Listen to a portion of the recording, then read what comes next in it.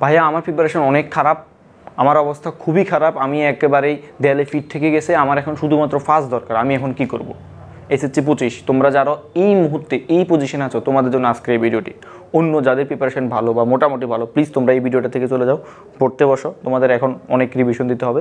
কিন্তু যাদের অবস্থা বললাম যে খুবই খারাপ, ভাই আমার এখন শুধুমাত্র ফার্স্ট দরকার, কোনো রকম আমার বিগত অনেক সময় নষ্ট হয়েছে কিংবা অনেক রিজন ছিল, আমি সেটা শুনতে চাই না ভাইয়া। এখন আপনি আমাকে বলেন যে আমি কিভাবে এই 2-3 দিনে কোন কোন অধ্যায়গুলো দেখলে বা কিভাবে মানলে, কি নিয়মগুলো মানলে আমি শুধুমাত্র ফার্স্ট করতে পারবো। তো আজকে তোমরা সেই ভিডিওটা দেখবা, সেটা খুবই ভালোভাবে দেখবা। চলো এখন প্রথমত হচ্ছে দেখো, তোমার এখানে প্রায় 17টা চ্যাপ্টার আছে, তোমার শুধুমাত্র ফার্স্ট দরকার, আগে কিছুই পড়ায় না, তুমি কিন্তু 17টা চ্যাপ্টার পড়তে পারবে না।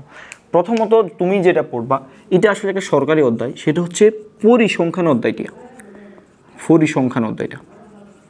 তো পরিসংখ্যান অধ্যায়টা কিন্তু আমাদের তোমরা 6 থেকে 10 পর্যন্ত মোটামুটি সবাই এটা পড়ে আসছো, ঠিক আছে? এইটা পড়বা। দেখো এখান থেকে একটা কোশ্চেন আসে, এখান থেকে তুমি 10 মার্ক নিশ্চিত করবা, 10 মার্ক নিশ্চিত করবা। ভাইয়া পাস কত মার্কে? তোমাদের 33 মার্কে পাস।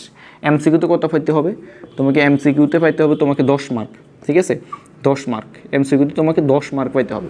তারপর রিটেনে তোমাকে কত পাইতে হবে ভাইয়া? রিটেনে ধরো 33, ধরো আমি ধরলাম 25 ধরলাম, হ্যাঁ 33 পাইতে তো এত 25 লাগে 23 ধরলাম, তাহলে আমি 25 মার্ক ধরলাম। দেখো এই মার্কগুলো উঠাইতে কিন্তু আসলে তুমি যদি এক রাত না, তুমি যদি একটু টেকনিক্যালি একদিন, এই যে একদিন এখন যত 2-3 দিন সময় আছে, এই সময়গুলো যদি দেখো, এইটা কিন্তু ব্যাপার না এই জিনিসগুলো উঠানো। এখন তুমি প্রথমে পরিসংখ্যান থেকে তুমি 10 নিশ্চিত করতে পারবা, হ্যাঁ? পরিসংখ্যানের তুমি কয়েকটা নিয়ম, পরিসংখ্যানের তুমি গড় দেখলা, তারপরে পরিসংখ্যানের মধ্যক, হ্যাঁ, তারপর হচ্ছে প্রচুরক, এই 3টা থেকে তুমি কমন পেয়ে যাবা ভাইয়া, ঠিক আছে? গড়, মধ্যক, প্রচুরক, ঠিক আছে? এই 3টা নিয়ম থেকে তুমি কমন পাবে। তারপরে 2 নম্বরে যেটা বলবো সেটা হচ্ছে তুমি অবশ্যই সম্পাদ্য অধ্যায়টা দেখে যাবা, সম্পাদ্য অধ্যায়টা দেখা, ঠিক আছে? সম্পাদ্য কেন ভাইয়া? সম্পাদ্য দেখো, তোমার সম্পাদ্য যদি চিত্রটা একটু ভালোভাবে আঁকো, তোমার কিন্তু অনেক মার্ক ওখানে হয়ে গেছে।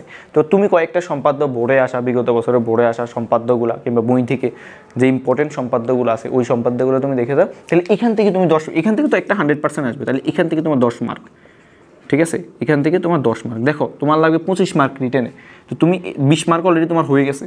তারপরে তুমি 3 নম্বরে যেটা দেখবা সেটা হচ্ছে ধরো পরিমিতি কিংবা অন্যান্য অধ্যায়গুলো তোমার জন্য অনেক বড়, তুমি ধারা অথবা বীজগণিত, এই অধ্যায়টা ধারা অথবা বীজগণিত, ঠিক আছে? 2টা অধ্যায় দেখার জন্য আমি বলবো, একটা আসলে একটা আসবে না, ধারা অথবা বীজগণিত, ধারা অথবা বীজগণিত। দেখো ধারার আসলে 4টা না 5টা সূত্র আছে, তোমাদের যাদের কাছে সূত্রগুলো নাই আমাকে নক করবা, আমি অবশ্যই তোমাদের সূত্রগুলো দিয়ে দেবো। ধারার এখানে তোমাদের সূত্র আছে, ধরো এই সমান্তর ধারা,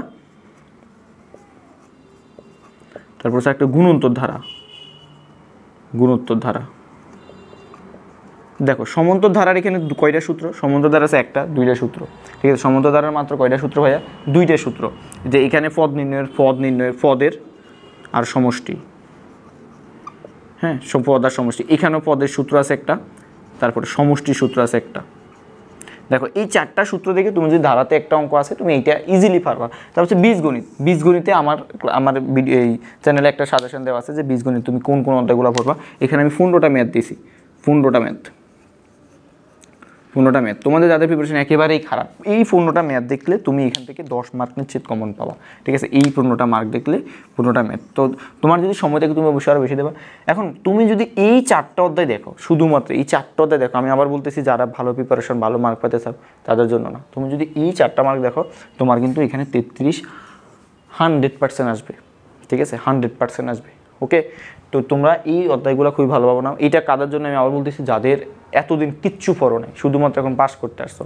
আর এমসিকিউ যেটা বলবো, এমসিকিউ হচ্ছে তুমি কয়েকটা বোর্ড নাও, ধরো 23 সালের একটা বোর্ডে কী এমসিকিউগুলো আসো, এমসিকিউগুলো বুঝে করো, হ্যাঁ? তোমাদের ইউটিউবে অনেক ভাইয়ারা ভালো করে প্লে লিস্ট করে দিছে এমসিকিউর, 2 ঘন্টা 2.5 ঘন্টা ইম্পর্টেন্ট এমসিকিউগুলো, ওগুলো একটা করে দাও, দেখবে এমসিকিউ কমন পড়ে যাবে, ঠিক আছে? আর রিটেনের জন্য এই মাত্র 3টা অধ্যায় পড়লে তোমার কিন্তু শেষ, ঠিক আছে? তো সবাই ভালো থাকো, সুস্থ থাকো, ভালোভাবে প্রিপারেশান নাও, সময় কিন্তু আর বেশি নাই, হতাশা হওয়া যাবে না।